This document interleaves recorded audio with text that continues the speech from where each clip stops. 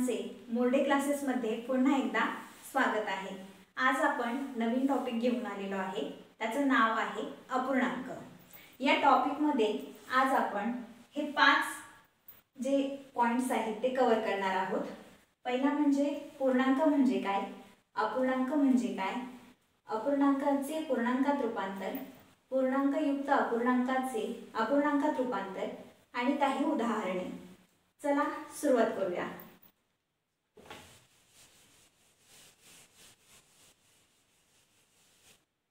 मित्रांनो, पूर्णांक या शब्दातच आपल्याला प्रश्न पडला असेल की पूर्णांक म्हणजे नक्की काय। तर पूर्णांक याचा अर्थ त्या शब्दामध्येच दडलेला आहे। पूर्ण अंक म्हणजे जी संख्या पूर्ण असते तिला पूर्णांक असं म्हटलं जातं।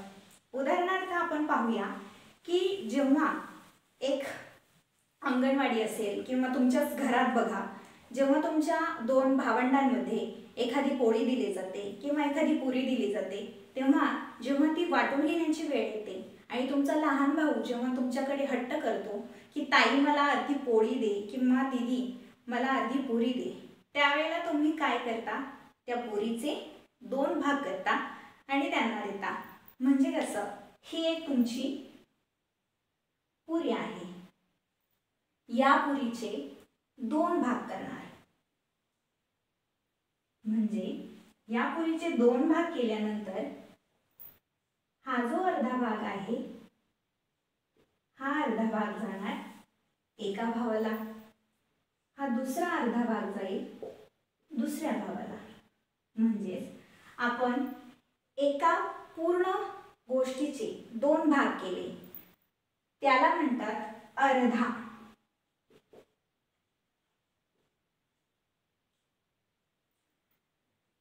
त्यानंतर जर आपण परत पाहिलं आणि अजून एखादा विद्यार्थी तुमच्याकडे आला किंवा एखादा अजून भाऊ कोणते तरी भाऊ आला आणि तो म्हणाला की मलाही तुमच्या पुरीचा अजून एखादा तुकडा किंवा एखादा चतकोर भाग मिळेल का, तर तुम्ही काय करणार, त्याच पुरीचे पुन्हा 3 भाग करणार। म्हणजे असे, ही तुमची एक पुरी आहे, या पुरीचे आपण 3 भाग, ठीक आहे, 1, 2 आणि 3। याच्यापैकी तुम्ही किती भाग देणार आहात, 1 भाग देणार, जो तिसरा व्यक्ती आलाय त्याला। म्हणजेच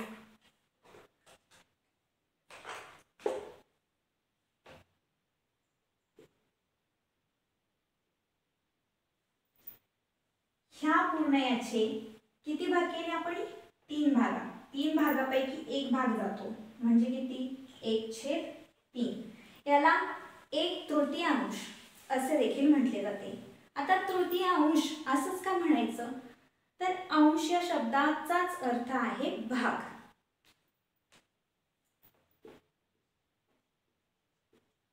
एक तृतीयांश।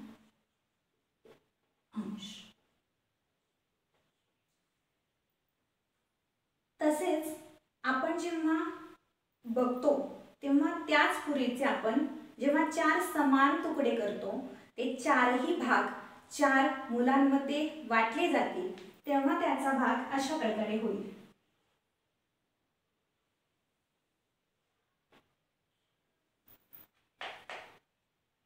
आता प्रत्येक मुलाला याचा पाव भाग दिला जाईल, म्हणजे याला पाव भाग म्हणू शकता किंवा किती भाग जात आहे याला आता, 1/4। का 1/4, कारण प्रत्येकाला 4 पैकी 1 भाग जाणार आहे। अशा प्रकारे 1, 2, 3 आणि अजून एखादा भाग असेल, असे मिळून प्रत्येकाला 4 भाग जातील। याला वाचताना आपण असं वाचू शकतो, 1/4, ठीक आहे।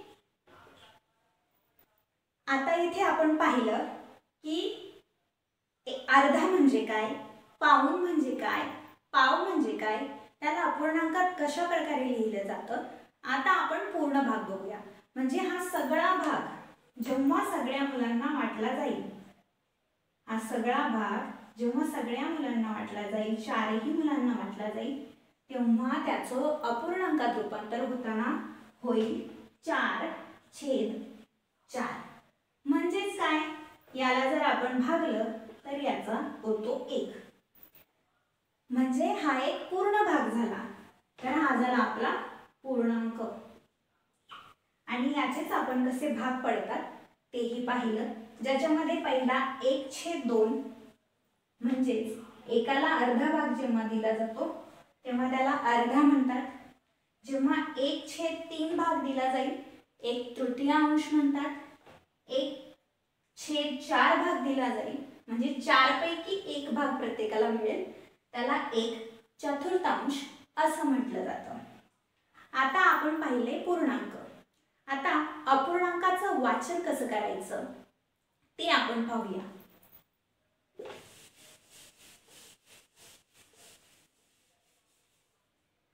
मित्रांनो, तुम्ही लहानपणी किंवा पहिली दुसरीला असताना कधी अंश, छेद हे शब्द तुमच्या कानावर पडलेच असतील, परंतु त्यावेळी त्याला इंग्लिशमध्ये देखील न्यूमरेटर आणि डिनॉमिनेटर असं म्हटलं जातं.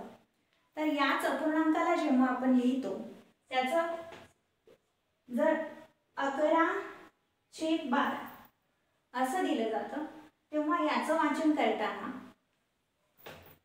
11 अंश छेद 12 असं म्हटलं जातं. पण 12 पैकी 11 भागच का, कारण हा एक अपूर्णांक असणार आहे आणि अपूर्णांकाचा अर्थच आहे एखाद्या समूहाचा किंवा एखाद्या वस्तूचा भाग. उदाहरणार्थ पाहूया आपण. आता जर आपण इथे एक चौरस घेतला,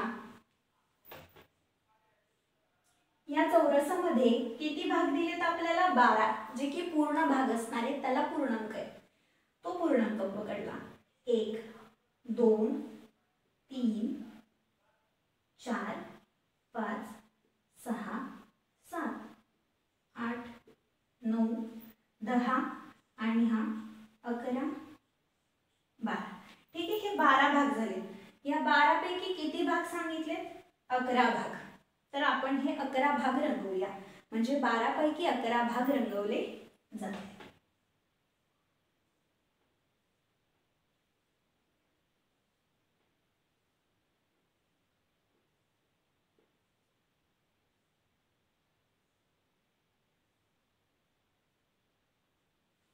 अशा पद्धतीने हे पूर्ण भाग 12 होते. 12 पैकी 11 भाग रंगवले गेले. याचा आपण अशा प्रकारे देखील आकृतीमध्ये भाग दाखवू शकतो. आणि याचं वाचन म्हणून असं केलं जातं 11/12, कारण 12 चौरसामध्ये 12 भाग आहेत. त्या 12 भागांपैकी 11 म्हणजे 11 भाग रंगवले गेलेले आहेत. आता आपण याला अजून कशा प्रकारे वाचलं जातं तेही पाहूया.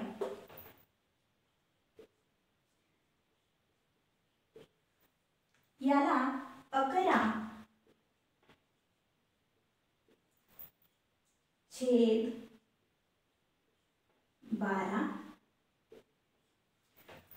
याला 11/12 असंही म्हटलं जातं. आता हे झालं अपूर्णांकाचं वाचन लेखन. त्यानंतर आपण पाहिलं पूर्णांक म्हणजे काय. पूर्णांक म्हणजे पूर्णांक आणि अपूर्णांक म्हणजे एखाद्या समूहाचा किंवा एखाद्या वस्तूचा भाग, काही भाग. ठीक आहे, तर आपण 2 पॉइंट पाहिले आतापर्यंत, पूर्णांक, अपूर्णांक, वाचन, लेखन. चौथा पॉइंट आहे आपला अपूर्णांकाचं पूर्णांकयुक्त अपूर्णांकात रूपांतर कसं केलं जातं. उदाहरणार्थ पाहूया.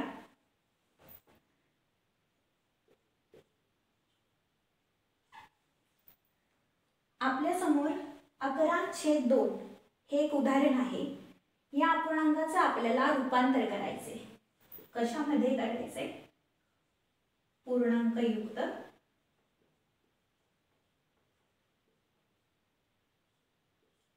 अपूर्णांकात।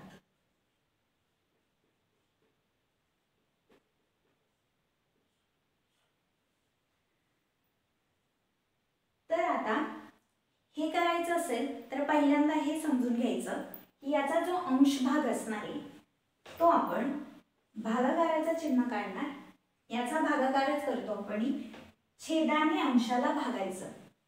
जो छेद असेल तो असेल तुमचा भाजक आणि जो अंश असेल ते असेल तुमचं भाज्य।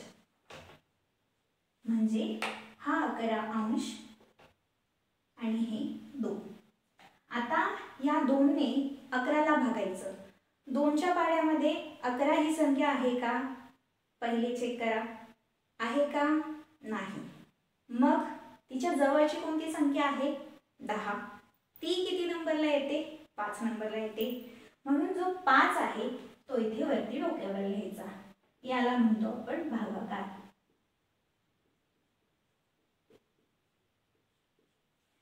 बे पंचे 5 नंबरला आला म्हणून 10 आणि 11 मधून 10 वजा करायचे। एकातून 0 गेला 1, एकातून 1 गेला 0। आता या ठिकाणी आपली बाकी उरली आहे 1, याला म्हणतात बाकी, याला म्हणतात भाज्य आणि याला म्हणतात भाजक। तर अशा प्रकारे जेव्हा आपण 11/2 याचा आपण पूर्णांकयुक्त अपूर्णांकात रूपांतर करतो तेव्हा 2 ने पहिल्यांदा भागायचं। 11 ला जवळची संख्या पाहिजे त्या पाढ्यात आहे का? असेल तर भाग द्यायचा आणि मग जी काही बाकी उरेल त्याचं रूपांतर करायचं आपल्याला। आता पूर्ण भाग किती आले आपला भागाकार? 5। त्यानंतर बाकी किती उरली? 1 आणि भाजक किती आपला? 2। म्हणजेच दिलेल्या अपूर्णांकाचं जेव्हा पूर्णांकयुक्त अपूर्णांकात रूपांतर केले जातं तेव्हा त्याचं अशा प्रकारे पूर्णांक येतो। म्हणजेच 11/2 बरोबर 5.1/2 याचं वाचन अशा पद्धतीने केले जातं। 5.1/2। आता आपण अपूर्णांकाचं रूपांतर पाहिलं। आता आपण याचं आपण चेक करू शकतो की आपलं उत्तर आलेलं ते बरोबर आहे की नाही। ते कसं? आता याच्याच मार्फत आपण दिलेल्या पूर्णांकाचं अपूर्णांकात रूपांतर करूया। हा आपला चौथा पॉइंट होता शिकवण्यामधला, तर तेही होऊन जाईल। याच उदाहरणाचं आपण जर आपलं उत्तर टॅली केलं तर 5.1/2 मध्ये हा जो 5 आहे आणि हा जो छेदाचा 2 आहे त्या दोघांचा तुम्हाला करायचा आहे गुणाकार आणि ह्यांचा गुणाकार झाल्यानंतर तुम्हाला त्यामध्ये हा जो 1 आहे तो मिळवायचा आहे। म्हणजे कसं करायचं आहे तर हे अशा पद्धतीने होईल 5×2 अधिक मिळवायचा आहे अंश, अंश आहे 1, छेद आहे 2। 5 आणि 2चा गुणाकार 5×10, 10+1/2 बरोबर 11/2। तर अशा प्रकारे आपला जो अपूर्णांक होता त्या पूर्णांकयुक्त अपूर्णांकाचं आपण अपूर्णांकात रूपांतर केलेलं आहे, जे की आलं आहे 11/2। म्हणजे आपलं आलेलं उत्तर बरोबर आहे। तर याच ठिकाणी आपण प्रकार पहिला आणि यातला प्रकार दुसरा पाहिला आहे। याचं वाचन कसं करतात, हे लिहिलं कसं जातं, याचं उत्तर आलेलं चेक कसं करायचं, या तीनही गोष्टी यामध्ये आपण शिकलेलो आहोत। आता आपण याच्यावर काही उदाहरणं पाहूया। म्हणजे परीक्षेमध्ये विद्यार्थ्यांना कशा प्रकारे प्रॉब्लेम्स दिले जातील। काही शाब्दिक उदाहरणं असू शकतात, काही रंगीत आकृत्या दिल्या जातील, त्यामध्ये तुम्हाला अपूर्णांक कोणते, पूर्णांक कोणते हे ओळखायला सांगितलं जाईल. तर आता आपण ते पाहूया.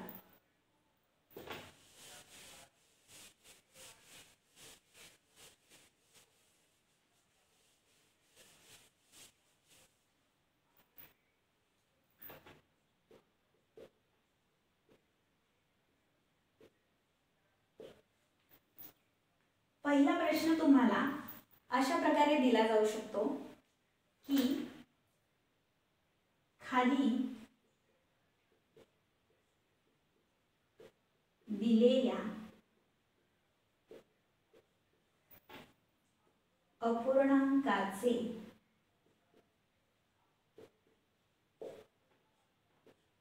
रंगीत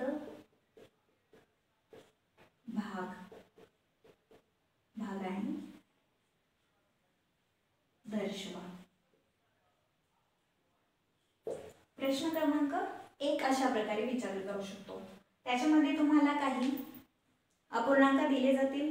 उदाहरणार्थ पहिले जर उदाहरण पाहिलं तर त्यामध्ये समजा दिलेला आहे तुम्हाला 6/7. ठीक आहे, 6/7.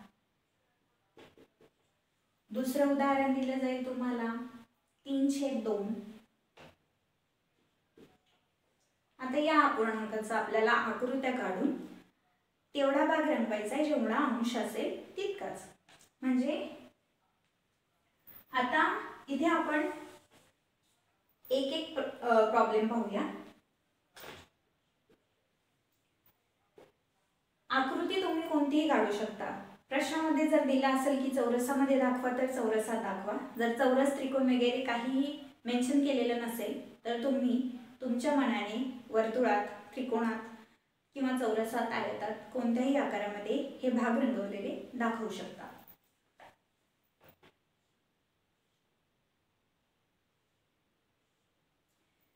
तर आता हा जो उदाहरण आहे त्यामध्ये 6/7 म्हणजे 7 पूर्ण भाग असणार आहेत आणि 6 भाग तुम्हाला रंगवायचे आहेत. तर आपण आता 7 भाग पहिले करूया. 1 2 3 4 5 6 आणि 7. 6 भाग रंगवायचे. हा एक भाग गेला, हा दुसरा, हा तिसरा, हा चौथा, 5,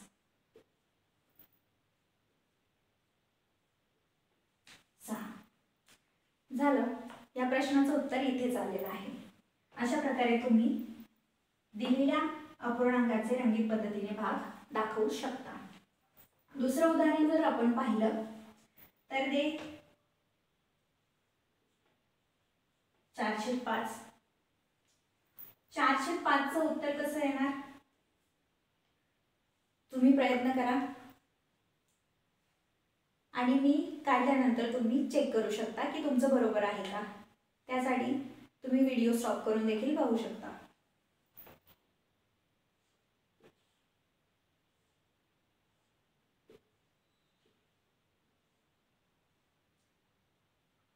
एक 2 3 4 5. 4/5. 5 भाग पूर्ण काढलेत. 4 अंश म्हणजे 4 भाग रंगवायचे.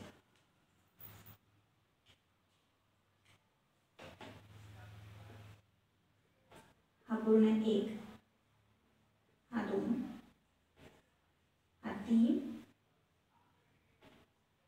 आणि हा 4. अशा पद्धतीने आपले 4 भाग रंगवले गेलेले आहेत. आता तुम्हाला दुसऱ्या पद्धतीने प्रश्न विचारू शकतात. खाली दिलेल्या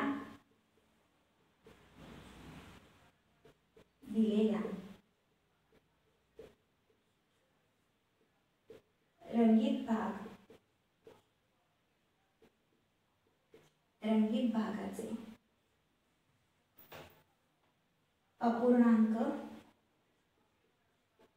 अपूर्णांकात उत्तर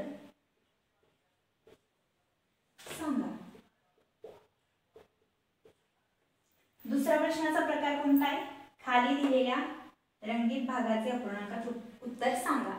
म्हणजे आता काय दिलं जाईल, वेगवेगळ्या प्रकारच्या आकृत्या तुम्हाला काढून दिल्या जातील, त्याचे भाग रंगवले जातील. काही तुम्हाला त्याचं विश्लेषण करायचे की किती भाग रंगवले गेलेत, पूर्ण भाग किती आहे. पूर्ण भाग असतील तर ते छेदस्थानी लिहायचे आणि जे रंगवलेले भाग असतील ते तुम्हाला अंशस्थानी लिहायचं आहे. तर पाहूया आपण. पहिला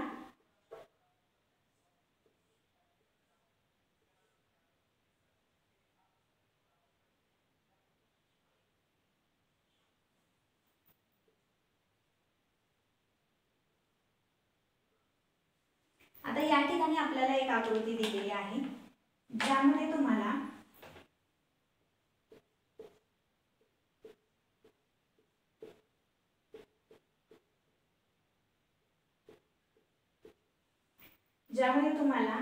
किती भाग रंगवले ते पाहायचे आणि लिहायचे. तर आपण पहिल्यांदा आकृतीमध्ये पूर्ण भाग किती आहे ते पाहूया. 1 2 3 4 5 6 7 8. आकृतीचे पूर्ण भाग झालेत 8. मग ते कुठे लिहायचे आपल्याला? छेदाच्या स्थानी. इथं 8 लिहिला. आता आपल्याला पाहायचे किती भाग रंगवलेले आहेत. हा एक भाग रंगवला, हा दुसरा भाग रंगवलेला आहे, हा तिसरा भाग रंगवलेला आहे आणि हा चौथा भाग रंगवलेला आहे. म्हणजे 8 भागांपैकी 4 भाग रंगवलेले आहेत. मग हे 4/8 किंवा 4/8 अशा प्रकारे लिहिला जाईल. आता आपण याला अतिसंक्षिप्त रूप देऊन देखील हा अपूर्णांक जो आहे तो अजून लहान करू शकतो. म्हणजे कसं? 4 एके 4, 4 दुने 8, 1/2 अशा प्रकारे तुम्ही उत्तर काढू शकता. आता हे झाले 2 प्रकारचे प्रश्न. आता शाब्दिक उदाहरण कशा प्रकारे विचारू शकतात ते आपण पाहूया.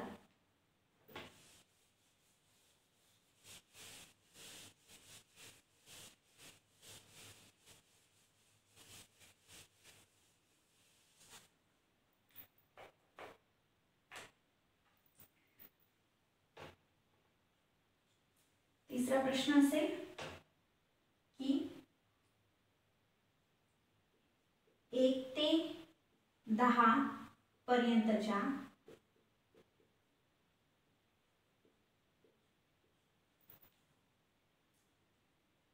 नैसर्गिक संख्यांमध्ये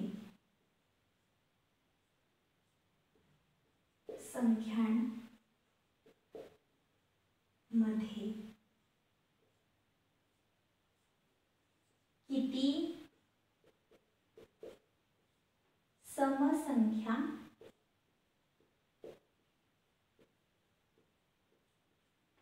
आहेत ते अपूर्णांकात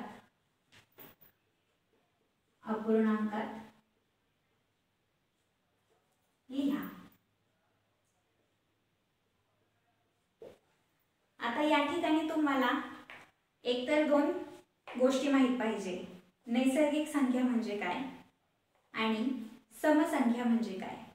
दिलेल्या संख्या जर 1 ने सुरुवात होत असेल, जर दिलेल्या संख्यांची सुरुवात 1 2 3 आणि अनंतापर्यंत त्या संख्या जात असतील तर त्या सगळ्या संख्यांना नैसर्गिक संख्या असं म्हटलं जातं. आणि सम आणि विषम संख्या म्हणजे काय हे आपण आधीच्याच भागामध्ये पाहिलं होतं. तर त्या भागाची तो जो पहिला भाग होता त्याची लिंक डिस्क्रिप्शन बॉक्समध्ये दिली जाईल. तिथे जाऊन तुम्ही चेक करू शकता की सम विषम संख्या म्हणजे काय, म्हणजे तुम्हाला हा प्रश्न सोडवण्यासाठी मदत होईल. तर आपण पाहिलं होतं की समसंख्या म्हणजे ज्या संख्येच्या एकक स्थानी काय हवेत आपल्याला? 0 2 4 6 आणि 8. हे कोणासाठी? समसंख्या ओळखायला. आणि ह्या कोणत्या आहेत आपल्या? नैसर्गिक संख्या. आता या नैसर्गिक संख्या मी इथे 3 पर्यंत आणि अनंतपर्यंत विचारलेल्या प्रश्नामध्ये किती पर्यंत सांगितल्यात? 1 ते 10 पर्यंतच्या. मग आपण 1 ते 10 पर्यंतच्या संख्या लिहूया. 3 4 5 6 7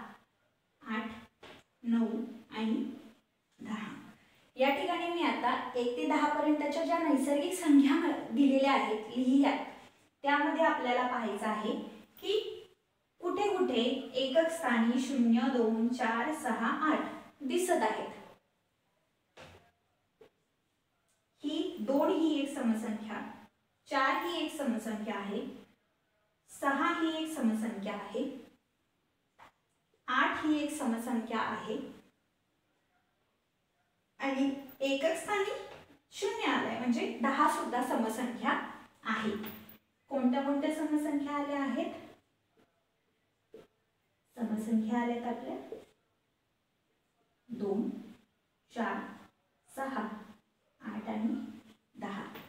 म्हणजेच 1, 2, 3, 4, 5 1 ते 10 पर्यंत 5 समसंख्या आलेल्या आहेत. आता पूर्ण संख्या किती सांगितल्यात? 10 पर्यंत, म्हणजे 10 हा छेदस्थानी लिहायचा. असे शाब्दिक प्रश्न सोडवताना नीट विचार करून लिहिणे गरजेचं आहे की कोणता भाग कुठे छेदस्थानी लिहायचा आहे आणि कुठे अंशस्थानी लिहायचा आहे.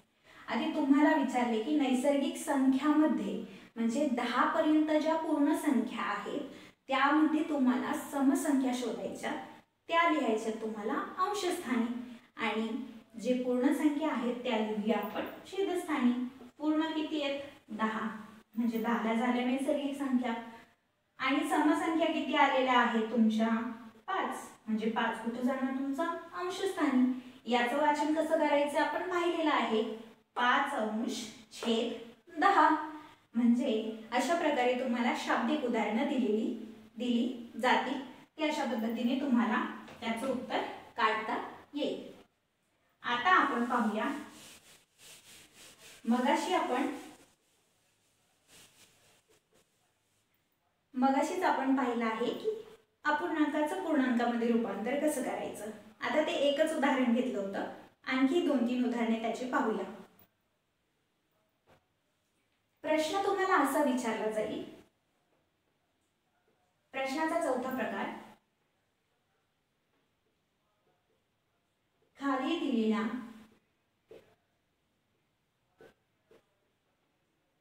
अपूर्णांकांचे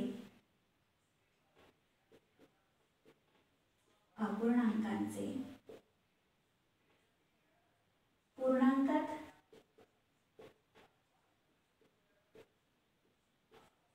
रूपांतर करा. तर आपण बघूया हे प्रश्न कशा पद्धतीने सोडवायचे. पहिला प्रश्न तुम्हाला दिला जाईल, 12/2 हा दिलेला आहे तुम्हाला अपूर्णांक. आता याचं सोल्युशन काढताना अशा पद्धतीने येईल. मी सांगितल्याप्रमाणे पहिल्यांदा त्याला भागाकाराच्या चिन्हामध्ये घ्यायचा आहे आणि मग जो छेद असेल तो तुमचा या ठिकाणी लिहायचा आहे, जो की आहे 2. अंश जो आहे तो इथे लिहायचा आहे, जो की आहे तुमचा 12. आता 2च्या पाढ्यामध्ये 12 ही संख्या आहे का? आहे. आता आपल्याला हे पण चेक करायला सांगतील की दिलेल्या संख्यांमध्ये अपूर्णांकात रूपांतर होतंय की नाही. जर संख्येला पूर्ण भाग जात असेल तर ती संख्या अपूर्णांकामध्ये येणार नाही, ती संख्या जाईल पूर्णांकामध्ये. तर जेव्हा आपण याला भाग देतो बेसक 12, आता तुम्ही इथं प्रश्न उत्पन्न कराल की बाबा 2 तर 12ला पूर्ण भाग गेलाय, याचं अपूर्णांकात रूपांतर केलेलं कसं लिहायचं. तर ज्या संख्येला पूर्ण भाग जातो त्या संख्येचं अपूर्णांकात रूपांतर करता येत नाही. ज्याची बाकी उरत असेल त्याचं आपल्याला लिहिता येतं. जसं की हे झालं पहिलं उदाहरण. दुसरं उदाहरण पाहूया.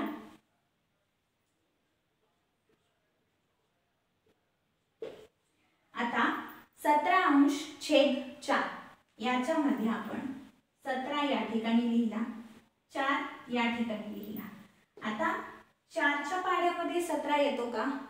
तर नाही येत. मग 4च्या पाढ्यामध्ये 17च्या जवळची कोणती संख्या आहे ती पाहायचं. 4 एके 4, 4 दुने 8, 4 त्रिक 12, 4 चौक 16. किती नंबरला आला 16 तुमचा? 4 नंबरला आला. मग ज्या नंबरला आला तो नंबर इथं लिहायचा. काय आला अंक 16. तो बरोबर दशकाच्या खाली दशक, एककाच्या खाली एकक लिहायचा. वजाबाकी करायची. वजाबाकी करताना नेहमी उजवीकडून सुरुवात करायची. 7तून 6 गेला 1, 1तून 1 गेला 0. आता या गणितामध्ये बाकी उरलेली आहे. किती उरली आहे आपली बाकी? 1 उरलेली आहे.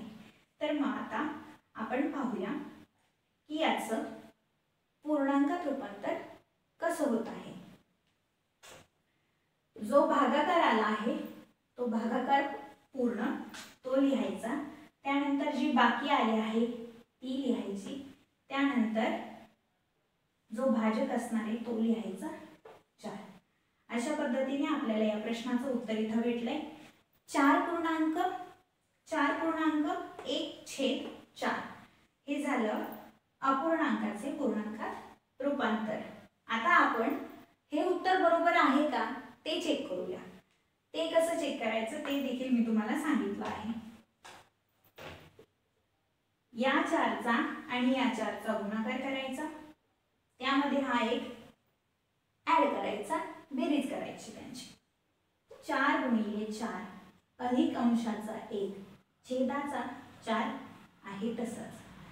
4 चोक 16, 16 अधिक 1 छेद 4 बरोबर 17/4.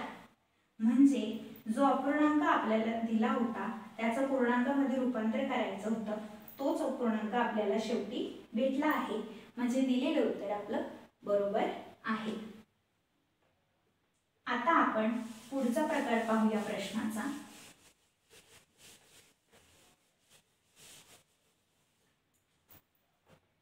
प्रश्न क्रमांक 5. खाली दिलेल्या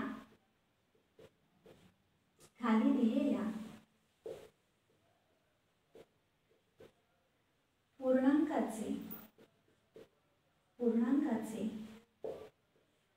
अपूर्णांकात रूपांतर.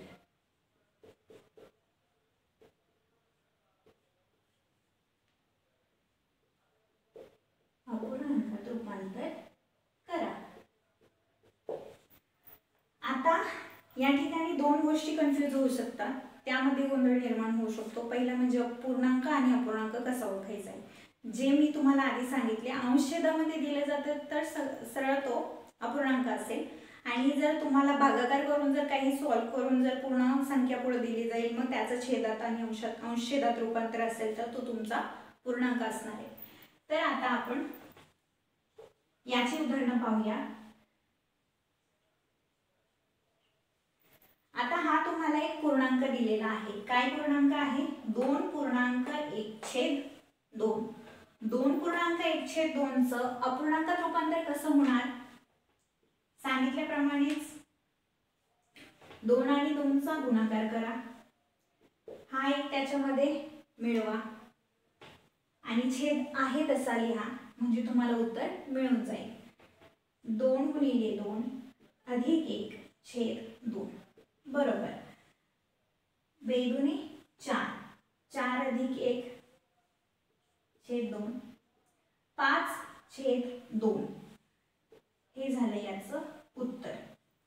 आता 2.1/2 चा अपूर्णांकात काय उत्तर आलं आहे? 5/2. असंच आपण दुसरं उदाहरण पाहूया.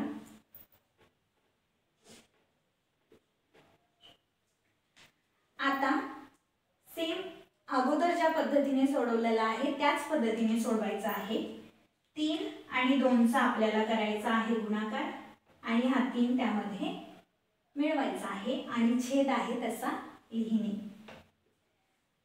यामध्ये सुद्धा 3 × 2 अधिक 3 छेद 2.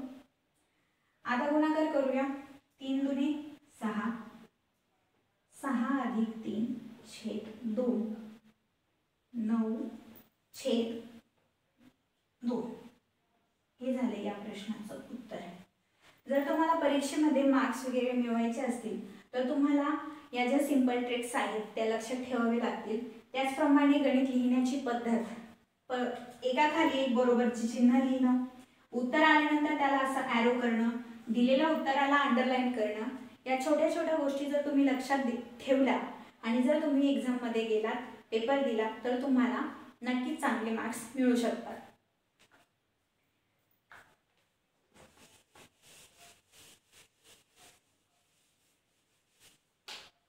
तर अशा प्रकारे आज आपण अपूर्णांक हा टॉपिक इथे कव्हर केला आहे.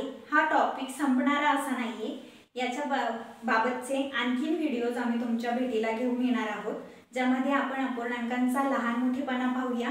त्या अपूर्णांकांची बेरीज, वजाबाकी, गुणाकार, भागाकार कशा प्रकारे केला जातो हे देखील आपण येणाऱ्या व्हिडिओमध्ये नक्कीच घेऊन येणार आहोत. त्यामुळे आता हा व्हिडिओ पाहिला त्यामुळे तुमच्या सर्वांचे खूप खूप आभार, खूप खूप धन्यवाद. आणि हा व्हिडिओ जर तुम्हाला आवडला असेल तर नक्कीच लाईक करा, शेअर करा, कमेंट करा आणि हो, चॅनलला सबस्क्राईब करायला विसरू नका, बेल आयकॉन दाबायला विसरू नका. धन्यवाद.